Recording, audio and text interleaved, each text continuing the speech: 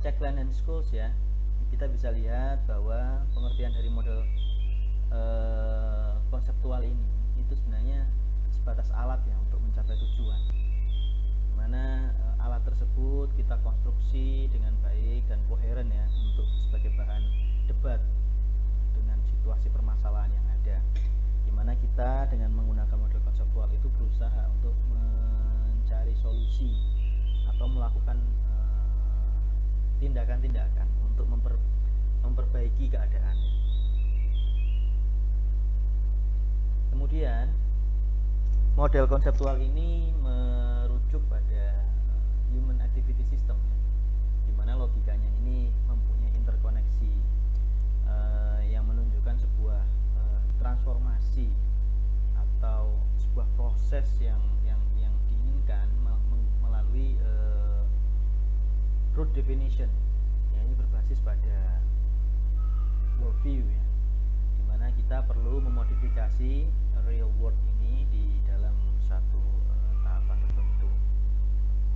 Nah, sementara model konseptual ini sebuah gambaran dari aktiviti-aktiviti yang coba kita gali, coba kita identifikasi, kemudian kita pilih, kemudian kita elaborasi dengan pandangan teori, kemudian root definition yang sudah kita tentukan, yang sudah kita formulasikan, bahwa kumpulan model konseptual ini, kumpulan aktivitas ini sesuai dengan root definition di awal ya, sehingga model konseptual ini berbeda dengan model konseptual yang ada di penelitian kuantitatif atau kualitatif ya.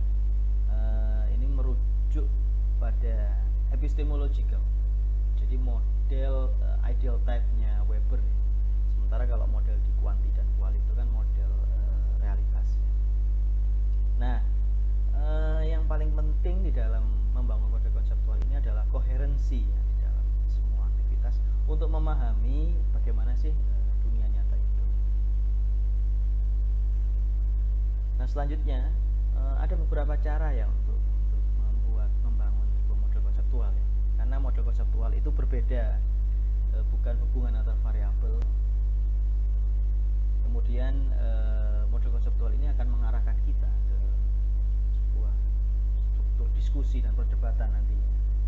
Oleh karena itu kita perlu mengidentifikasi aktivitas-aktivitas yang pertama ya, bahwa aktivitas itu adalah aktivitas yang bertujuan. Nah, di dalam logika model konseptual ini maka aktivitas tersebut dibangun oleh tujuan-tujuan dari para owner untuk melakukan sebuah tindakan-tindakan yang sadar begitu. Jadi kita asumsikan memang tidak ada tindakan yang secara kebetulan begitu. Karena dari satu tindakan bertujuan, dia akan kemudian berdampak terhadap aktivitas-aktivitas lainnya. Nah, inilah kemudian yang membuat model ini sejalan ya dengan logika berpikir ideal type-nya Max Weber. Secara jumlah aktivitas ya, ini memang kurang lebih ya antara 7 plus minus 2 ya, jadi bisa 9, bisa kemudian 5 misalnya, atau sebenarnya sih tidak ini ya, bisa disesuaikan dengan kebutuhan. Ini bisa sampai 12 misalnya, di beberapa penelitian tertentu ada yang sampai 14 misalnya. Nah, ini disesuaikan sejauh mana kita bisa menemukan aktivitas-aktivitas yang relevan. Nah, sementara selanjutnya kita perlu menganalisa atau memvalidasi itu menggunakan kriteria 3E atau 5E ya. 3E itu efisiensi, efikasi, dan effectivity. Nah, kemudian mungkin kita bisa tambah 2 unsur lagi, yaitu elegance dan ethicality. Nah, sehingga dalam bangunan model konseptual ini ya, ini kita sebenarnya bertujuan untuk menanyakan semua aktivitas-aktivitas yang sudah kita rujuk ya, sudah kita rangkum ya, sudah kita munculkan, dia kan immersive. Nah, kemudian kita mempelajari aktivitas-aktivitas itu.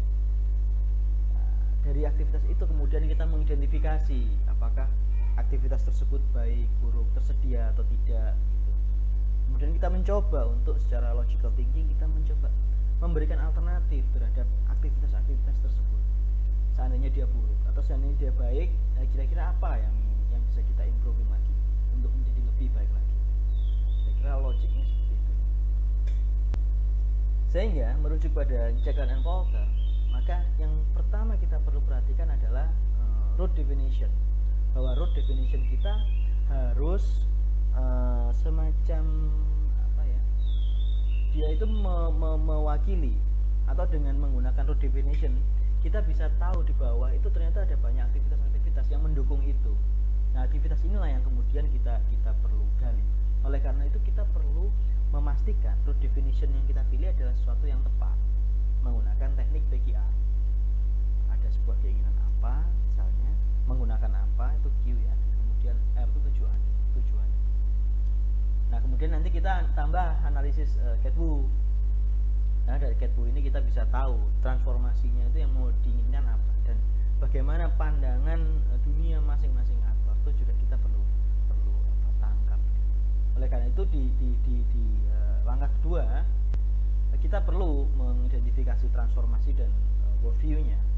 Kemudian kita mengelompokkan aktivitas tersebut. Nah, ini kita bisa identifikasi aktivitas itu berdasarkan kategori input misalnya. Oh, ini kategori input, aktivitas-aktivitas yang ada di dalam aspek input. Kemudian ini aktivitas yang dari aspek proses, dan ini yang aktivitas yang berada di aspek output.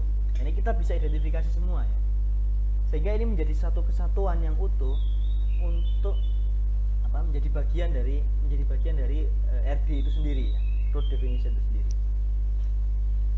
Nah, dengan mengidentifikasi masing-masing aktivitas, maka kita bisa membayangkan sebuah sistem utuh dari awal sampai akhir, di mana aktivitas-aktivitas itu bertujuan, dan kemudian dengan adanya aktivitas tersebut itulah realitas dibentuk.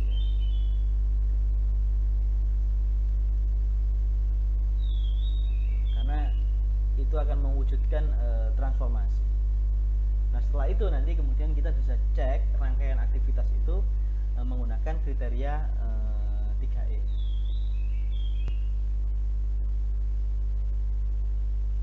Baik, saya kira itu yang bisa saya sampaikan. Terima kasih.